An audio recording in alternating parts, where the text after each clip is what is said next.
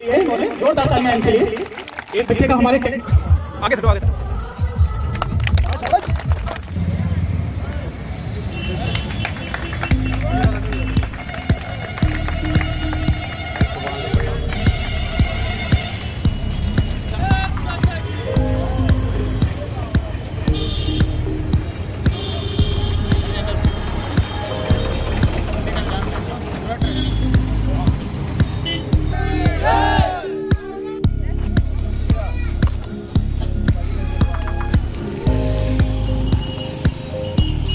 बिटिया थोड़ा इधर आओ।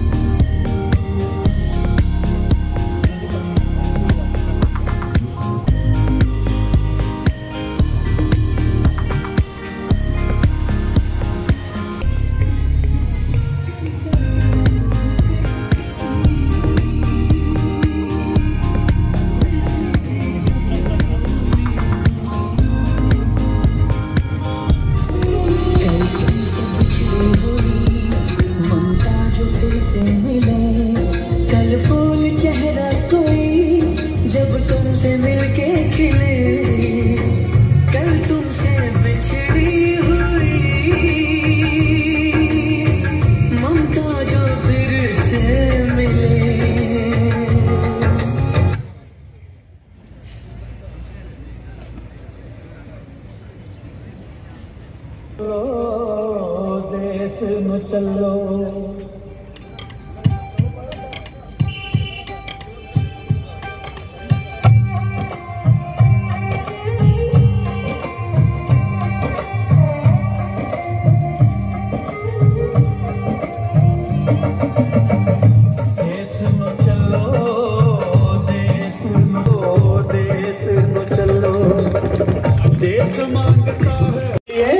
जोरदार तालियां इनके लिए।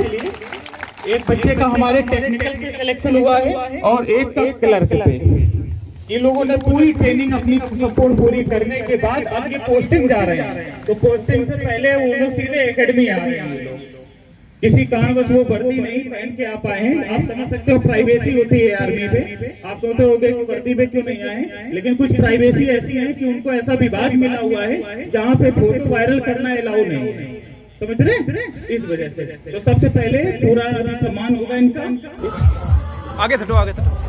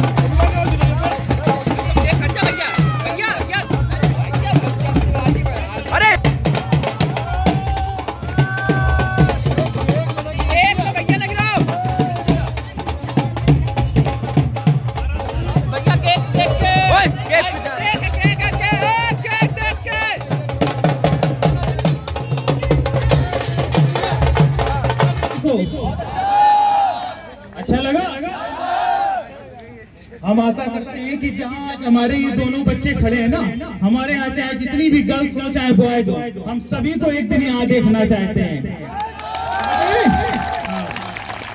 जिस तरह उनका सम्मान हो रहा है, चाहे वो एसआई वाले बच्चे हों चाहे आर्मी वाले बच्चे हों, एक दिन आप लोग हमको यही खड़े होना चाहिए, यही आपका प्रणाम होना चाहिए। आप लोग देखते होंगे कि अक्सर जो भी हमारे सिलेक्टेड बच्चे आते हैं उनका इसी तरह सम्मान होता है कि नहीं होता? भारत माता की, भारत माता की, भारत माता की। आप लोगों को बता दें, इन दोनों बच्चों ने बहुत ही अटूट मेहनत की थी। जब हम चित्रा ग्राउंड पे एकेडमी चलाते थे, ये बच्चे हमारे तक के सिलेक्ट हैं, 2-2 साल की ट्रेनिंग करके पूरी करके आए हुए हैं।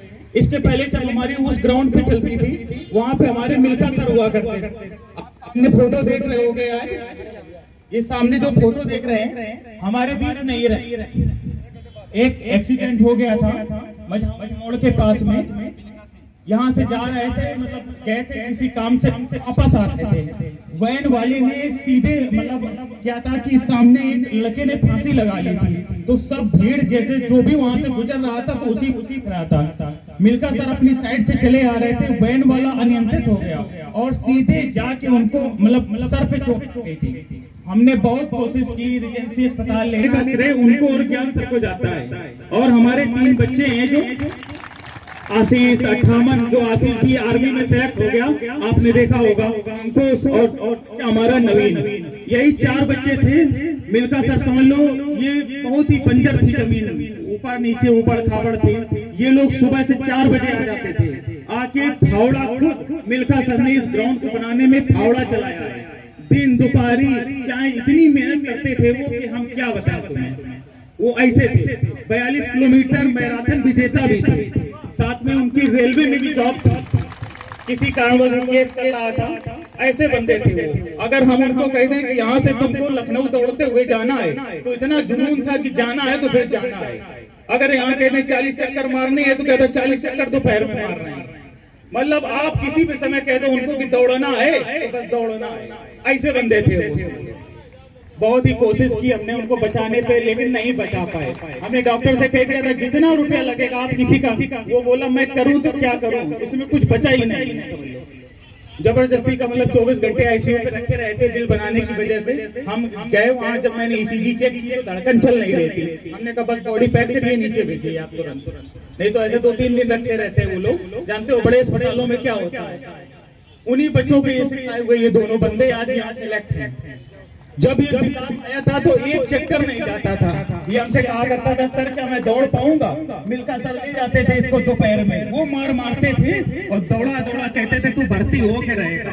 पहली भर्ती में ही इसमें सफलता पाई और में सेलेक्टेड है। तो क्लर्क की रेस होती है, कितनी हार्ड होती है, समझ रहे। और दूसरा बच्चा हमारा नितिन भी हमसे कहा करे सर हमसे हो पाएगा कि नहीं हो पाएगा। एक आध भर्ती में असफल हो गया था। हमने कहा बच्चा तुम परेशान ना हो, तुम यहाँ से भर्ती हो के जाओ। और जैसे ही उसका हुआ बस तुरंत हो गया, आज आपके बीच में खड़ा हुआ है। आशा करते हैं आप लोग इस ग्राउंड पे, ये आपका ग्राउंड नहीं है, ये आपका भविष्य है। आप जितनी ज्यादा यहाँ पे मेहनत करोगे आगे सफलता आपको मिल के रहेगी, ये मेरा वादा है। कि आप देखते हैं विपिन सर आपके साथ खुद जान लगा के मेहनत करते हैं, सर का ये रूप है वो। हम एक बार मिल्खा सर के घर हम अक्सर जाते रहते हैं। उनकी मम्मी ने हमसे कहा ऐसा लग रहा है कि मेरा बेटा आ गया। बिल्कुल वैसे ही उन्होंने वीडियो में देखा था। ऐसे ही व्हाइट कपड़े पहनने का शौक था, white T shirt, white lower, हमेशा व्हाइट। एकेडमी में मिल्खा दोबारा वापस आ गया है, तो ये सही बात है, ये मिल्खा का ही है कि नहीं। भारत माता की। अब हम अपने बच्चों से चाहेंगे कि आप लोगों के बीच में 2 शब्द कहें। सबसे पहले जय हिंद सभी को। और आज 25 दिसंबर है, तो मैं इस ग्राउंड में तो फर्स्ट टाइम आ रहा हूँ। जैसा कि सर ने बताया, चित्रा ग्राउंड में प्रैक्टिस करता था और मिल्खा सर भी हमारे बीच नहीं रहे, तो जितना श्रेय हार्ड वर्किंग प्रैक्टिस का है वो मिल्खा सर का है। बाकी मोटिवेशन है और एनी टाइप ऑफ सिचुएशन जो भी है वो हमारे शुक्ला सर हैं। तो ना सिर्फ बोला है, उन्होंने किया भी है। इसके लिए मैं बहुत बहुत धन्यवाद बोलता हूँ सर को। और जैसा कि सर ने बताया, ये ग्राउंड भविष्य को डिसाइड करता है, ये बिल्कुल सच है। आपको ये नहीं सोचना कि भर्ती होने के बाद मैं फौजी बन जाऊंगा। पहले से अपने अंदर सोच लो कि yes I am a soldier, okay. उसके बाद आप उसकी तरह बिहेव करना सीख जाओगे, कैसे रिएक्ट करना है, कैसे चलना है लोगों से, बात, आपका बिहेवियर, आपका पर्सनैलिटी, लोग, सब चीज़ आपके अंदर धीरे धीरे डेवलप होगी। तो मंजिल को आसान बहुत जल्दी आप पा सकते हो।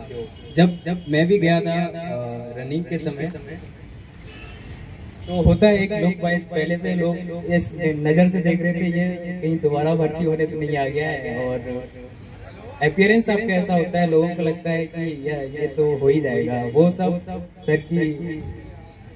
सर के द्वारा सब संपन्न हुआ है। और जो कुछ यहाँ सिखाया जा रहा है, मैं कोई वो क्या बोलते हैं लिख के या वो सब नहीं है, जो दिमाग में आ रहा है बस मैं वो बता रहा हूँ।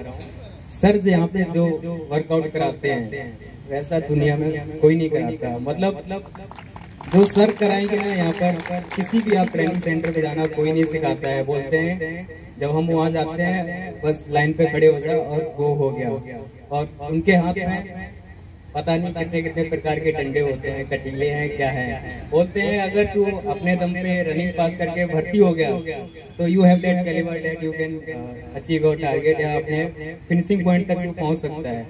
तो सीखना है वो यही सीखना है, इसके अलावा कोई नहीं सिखा सकता है। मैंने अपने 2 साल की ट्रेनिंग हुई है, और बाकी चीज़ें बहुत भी हैं। बाई ट्रेड में एक टेक्नीशियन हूँ टेली कम्युनिकेशन का, तो उसमें एकेडमिक्स का भी बहुत रोल रहता है। और फिजिकली उतना नहीं हो पाता है, लेकिन जो टेस्ट है उनको क्वालिफाई करना एकदम मैंडेटरी है। तो उस चीज़ का जो फिजिकल का कॉन्फिडेंस है, मुझे इसी ग्राउंड बोल सकते हैं या इन्हीं इंस्ट्रक्टर्स के द्वारा मिला है। डेट आई पूरा मोटिवेटेड रहते हैं कि फिजिकल अच्छा, रनिंग है ठीक है वो तो हो ही जाएगा। तो ये बहुत अच्छी चीज़ है, जो सीखो यहीं से सीखो। और मेरे साथ के हैं यहाँ पर, कहाँ है 58 सर, ठीक है। और आशीष सर जैसा कि बताया वो सिलेक्टेड है, और वो हमारे भाई साहब बॉम्बे इंजीनियर्स ग्रुप PEG का सेंटर है किरकी पुणे में, वहीं पे सिलेक्टेड है। उन्होंने बताया था वो भी कई जगह भर्तियां देखे, लेकिन किसी न किसी वजह से हो सकता है, क्योंकि फौज में हर तरह से फिट बनना चाहिए। बहुत ज़्यादा वर्कआउट कर रहा है तो भी बहुत मुश्किल है, उसके कहीं ना कहीं फिजिकल में नस की प्रॉब्लम आ जाती है, कहीं कुछ भी है। तो इन्होंने उनको बताया कि आइएगा एक बार ट्राई करो हमारे सेंटर पर भी क्या होता है, और अच्छा हुआ जैसा उनका परफॉर्मेंस रहा और वो सिलेक्टेड है। बाकी ये हैं हमारे सर 58 सर। इनको अच्छा आप लोगों को पता है इनको 58 सर क्यों बोलते हैं? Okay good. दूसरा और हमारे साथ अभी एक नहीं है भाई, किसी कारणवश से वो किसी काम से गए हैं, अंकुश भाई, मैं तो उनको जमींदार बोलता हूँ, वो है भी। तो मुझे जो लगता है, अगर उनकी बात करूँ सर, तो वो भी चित्रा ग्राउंड में ही आए थे, और ऐसा उनका डे था कि 400 मीटर का एक ग्राउंड होता है, वो एक कंप्लीट राउंड भी नहीं कर पाते थे, not a single round, okay. लेकिन उस बंदे का जोश और जो मेंटेलिटी है इतना स्ट्रॉन्ग था, बोला कि भाई देखना एक दिन मैं रैली भर्ती को निकालूंगा। तो आज हर मंडे को टाइमिंग होती है, किसी कारणवश नहीं भी हो पाती तो वो भी मैं वीडियो देखता हूँ कि आज नहीं हो पाई तो उसके नेक्स्ट डे हो रही है। तो मैं देखता हूँ, जिसको पहचानता हूँ उसकी टाइमिंग देख रहा हूँ, सर बोलते हैं अच्छा वो इम्प्रूव कर रहा है, बहुत अच्छा है।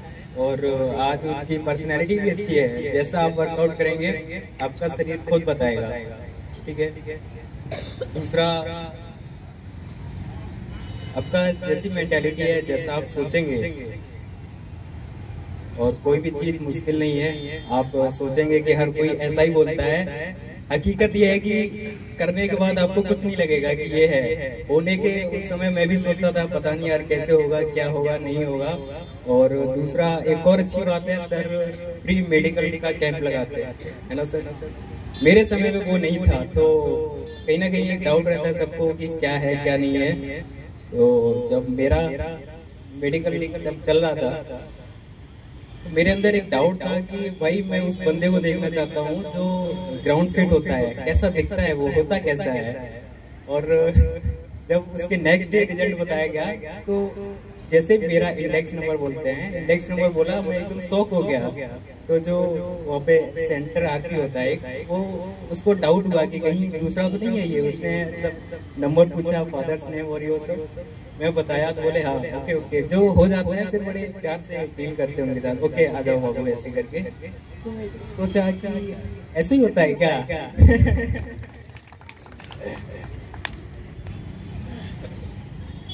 और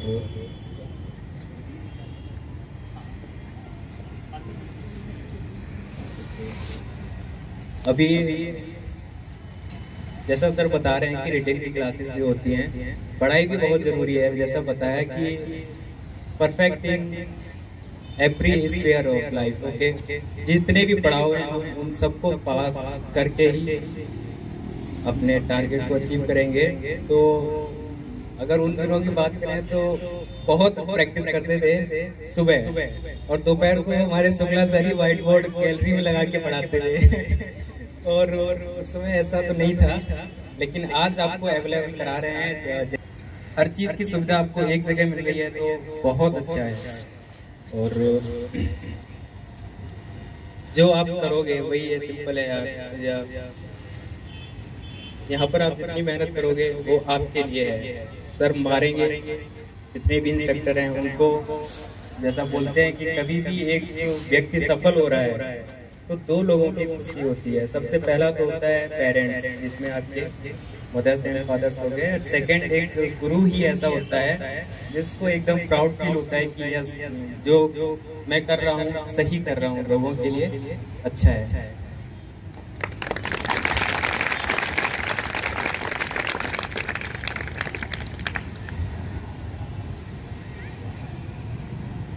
आप सभी को एक बार फिर से हैप्पी मैरी क्रिसमस और जय हिंद to all of you.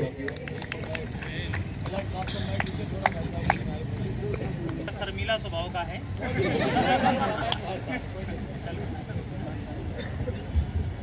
Hello, जय हिंद सभी को। मैं ज्यादा कुछ तो नहीं बोल पाऊंगा, एक भी चक्कर नहीं लगता था। सर प्रैक्टिस कराते थे सर,